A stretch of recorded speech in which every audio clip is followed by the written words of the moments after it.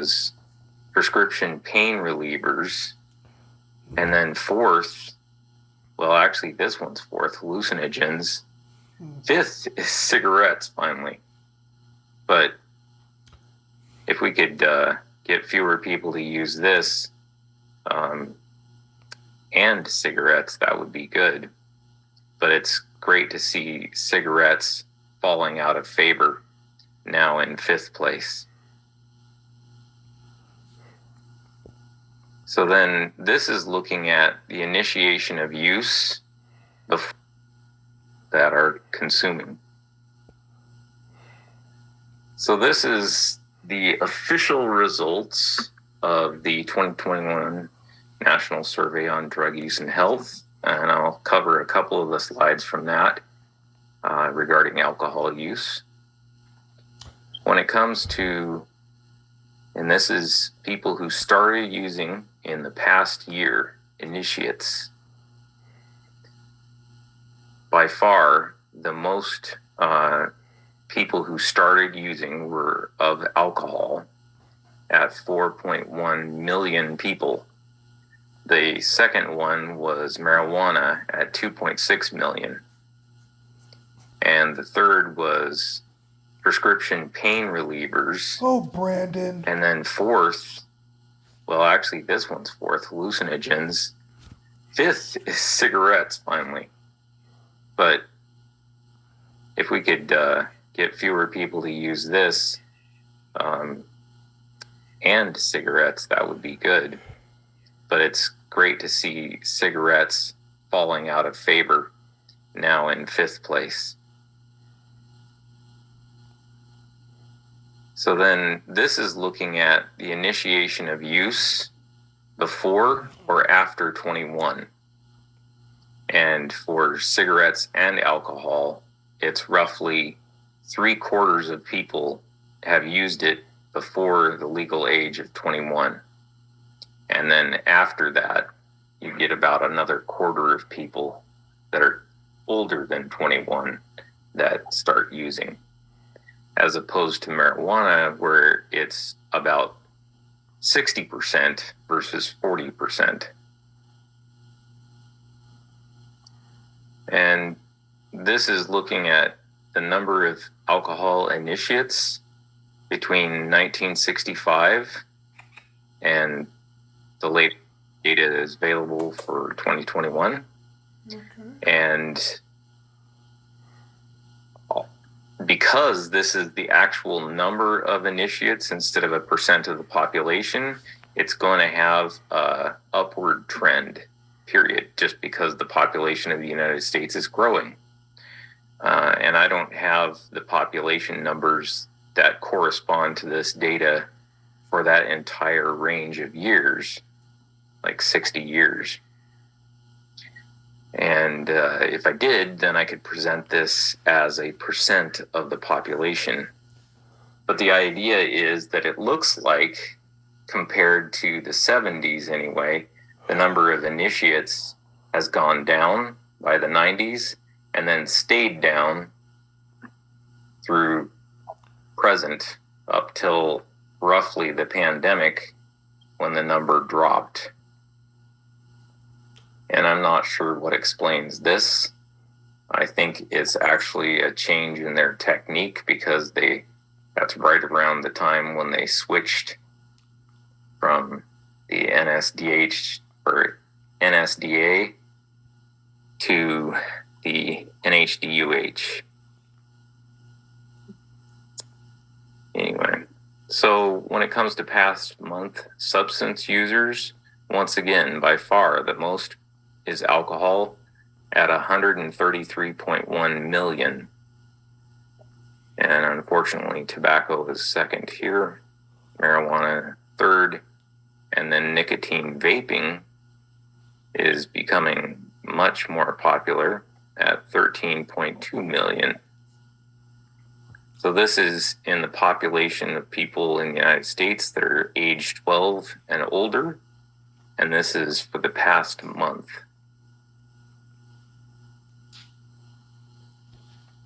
And then alcohol use, of course, as we already broke it down, There's that 133.1 million users in the last month, but you can further break that down into the number of binge drinkers and then the number of heavy drinkers.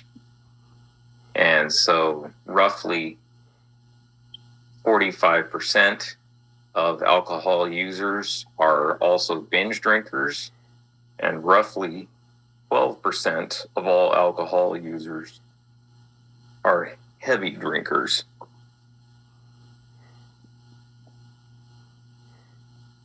And then this is a interesting plot in that it goes all the way back to 1979, and this is looking at all of these categories. Lifetime users in blue, yearly users, so have you used alcohol in the last 12 months, here in orange, and then monthly users in yellow. The trend for all three of these, lifetime users, so have you ever used alcohol?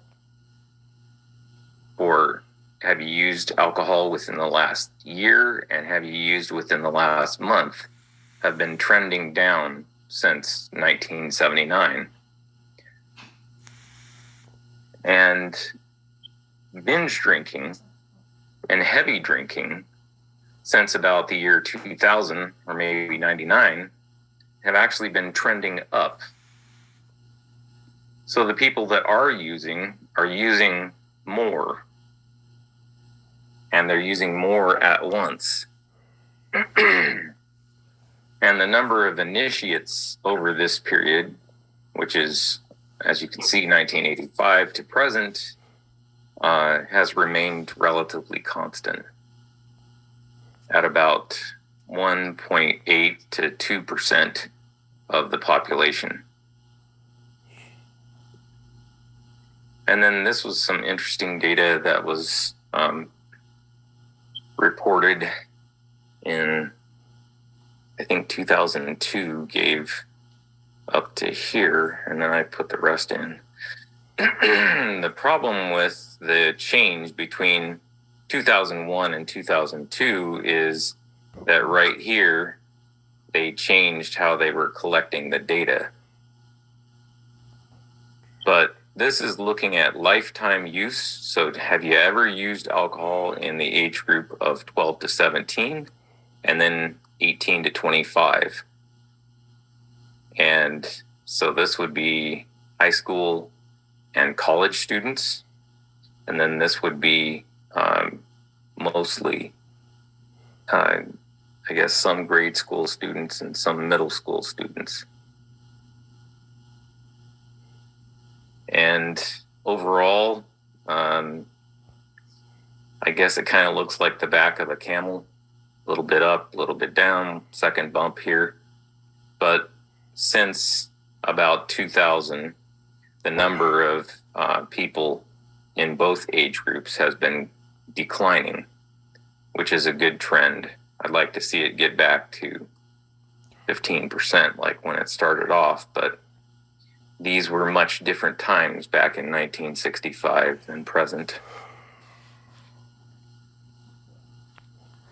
So then, instead of just substance use, this is regarding substance use disorders. So these people meet the DSM-5 criteria for minor, moderate, or severe substance use disorder. So the number of people that actually have a disorder as of 2021 was 29.5 million people for alcohol use. And then for a drug use disorder, it was roughly 24 million. Now, these numbers are not necessarily mutually exclusive. Some people have both. But of the population, you can divide them roughly into 83% that don't have a substance use disorder and roughly 16% that do. And that's a population of 12 and older.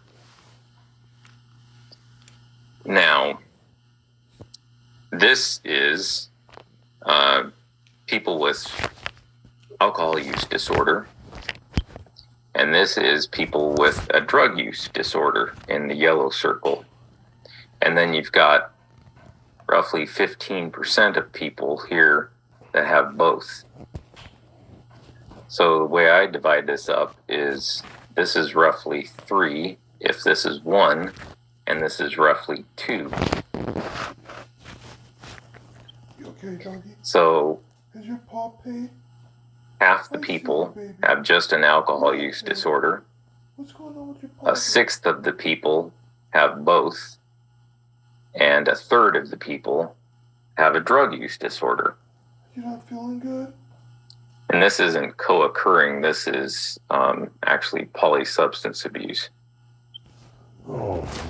So if you guys spend any time looking at this report, you would see this particular chart. I think it's a little bit confusing, and so I generated one that I think is less confusing, but this is regarding the perceived need for substance abuse treatment. And if you have a substance use disorder and you didn't receive treatment, then you're one of these 40.7 million people who have the substance use disorder but got no treatment. So you fall into one of 3 groups, according to these knuckleheads. People that felt they needed treatment and made an effort to get treatment but still didn't get it. People that felt they needed treatment but made no effort to get treatment. Or people that did not feel they needed treatment at all, which of course is by far the majority.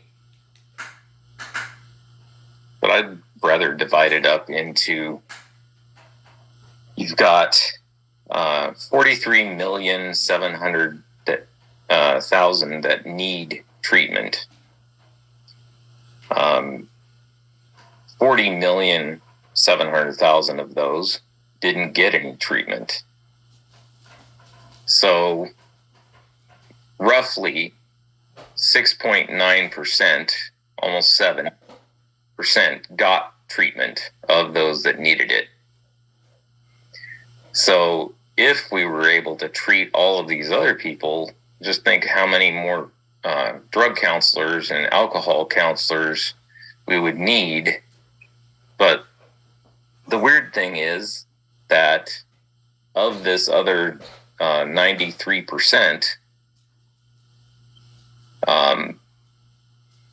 75% of them recover, most of them without treatment. So it's not necessarily that all of these people that feel they don't need treatment need to be converted into believers that they do need treatment. It's more that we need to focus the treatment, the small amount of treatment that we have, on the people who need it the most. And usually those are the people with the highest ACE score, as you'll find out if you watch this week's pre-discussion video. All right. So here you have people with depression and with a substance use disorder. So in this small age range between 12 and 17, they wanted to impress upon you the fact that of the 6.3 million youth that either have a substance use disorder or depression, that you have almost 1 million of them that are co-occurring, that have both.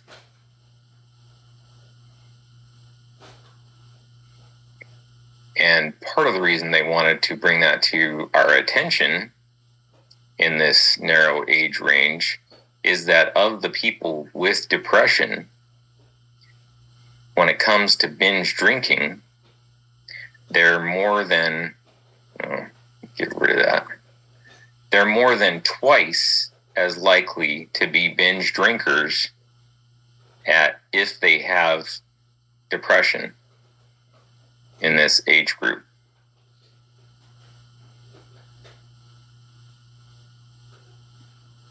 And then we're looking at here people with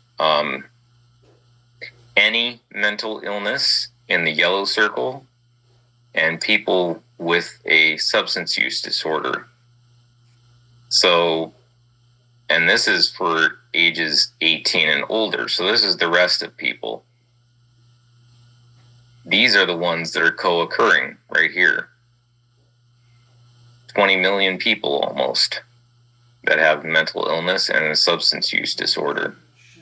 And then this is where you take that same group of people with a substance use disorder and look specifically for SMI, which is a serious mental illness. And you have also a large group, almost half people with serious mental illness also have a substance use disorder. So this is 6.4 million people that are co-occurring with serious mental illness as well as a substance use disorder. So these people are definitely ones that will need treatment, and they probably will need treatment for both their mental illness and their substance use disorder at the same time, because if they don't recover from the substance use disorder, they're unlikely to recover from their mental illness. And if their mental illness is not being treated, it's likely going to lead them back to substance use. And then this is looking at past month binge drinking for people with a serious mental illness, any mental illness, and then without mental illness. So it's almost a third more likely in people with serious mental illness for binge drinking. And you can see that illegal drugs, for some reason, are far more attractive for people with serious mental illness.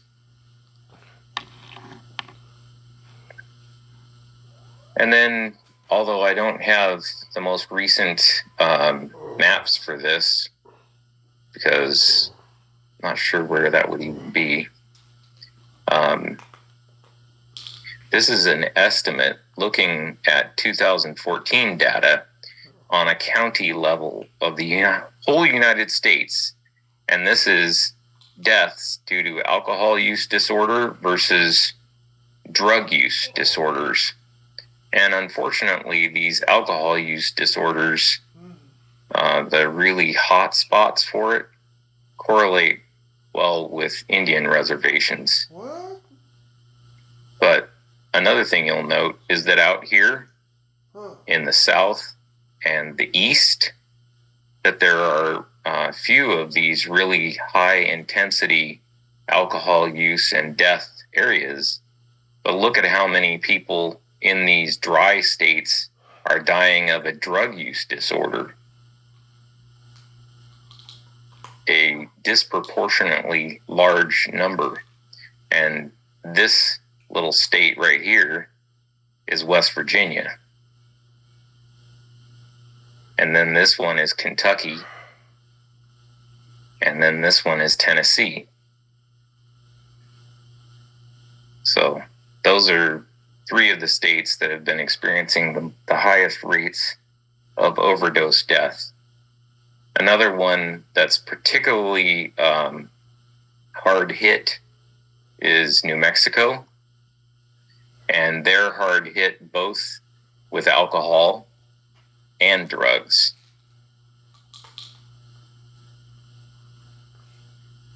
And then this is a journal article that recently came out in JAMA looking at alcohol-related deaths during the pandemic. And what they showed was that there was a 25% increase in the rate of alcohol death during the pandemic. And it went up from about 80,000 per year to almost 100,000 per year of alcohol-related deaths just during the period of the pandemic.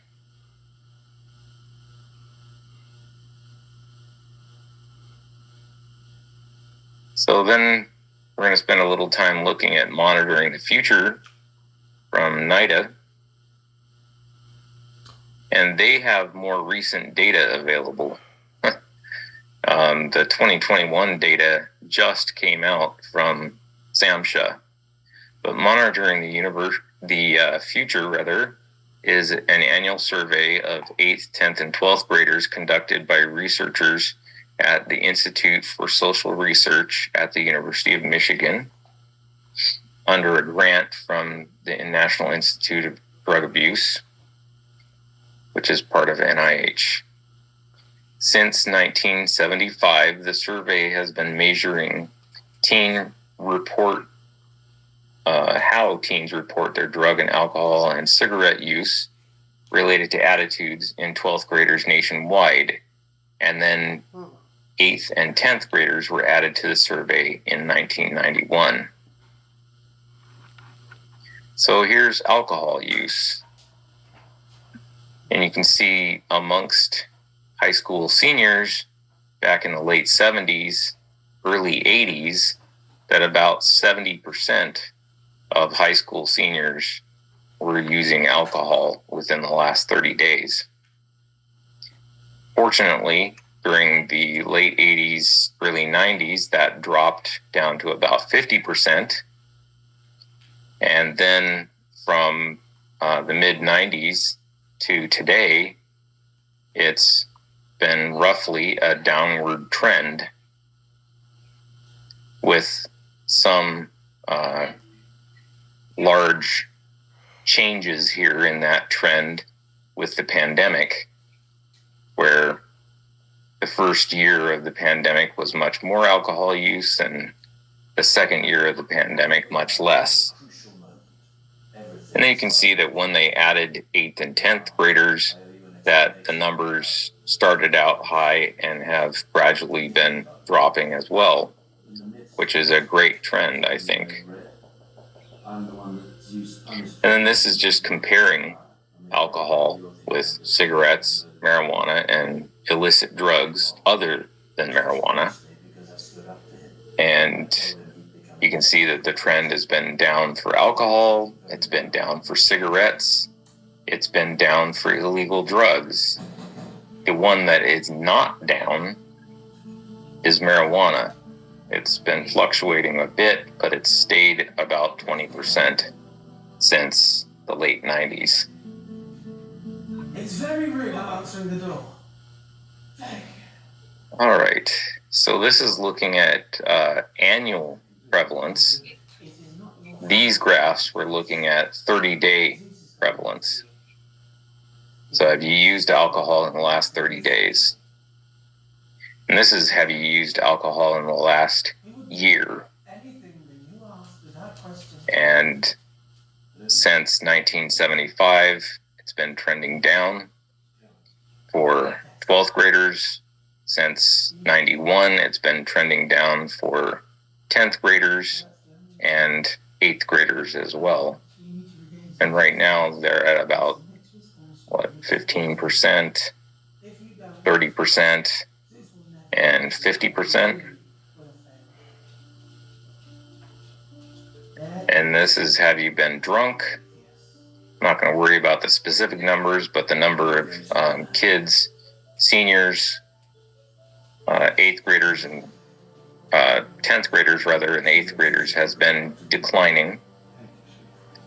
And then this is have you ever binge drank, had 5 or more drinks in a row?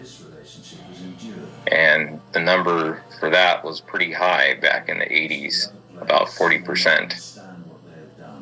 And since then, it's been trending down for the most part. And now we're at about 15% maybe for seniors and less for 10th and 8th graders. If one of us fails, we all fail.